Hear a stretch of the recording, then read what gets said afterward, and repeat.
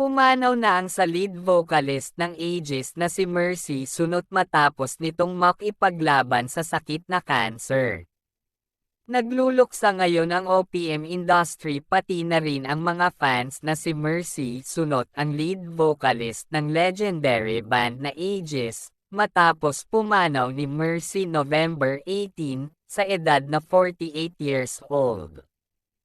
Ayon sa Aegis sa isang Facebook post, "It is with heavy hearts that we share the news of the passing of Mercy, one of the beloved vocalists of Aegis band. She bravely fought her battle with cancer but has now found peace and rest."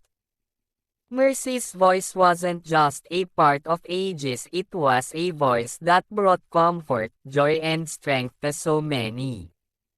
She has touched countless lives, inspiring fans and lifting spirit with every song she sang. Her passion, warmth and unforgettable presence on the stage will be cherished in our hearts. Let us come together to celebrate the incredible life she lived and legacy she leaves behind. Mercy, thank you for the music, the love, and the memories. You will be deeply missed.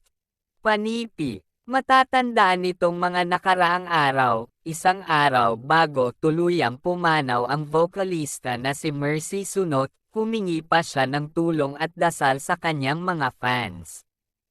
At nitong November 16 lang sa kanyang post sa TikTok app ay ibinahagi ni Mercy Sunot ang laban sa kanyang sakit na cancer.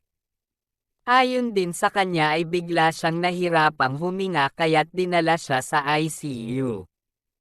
At nakita ng mga doktor na may tubig sa kanyang baga.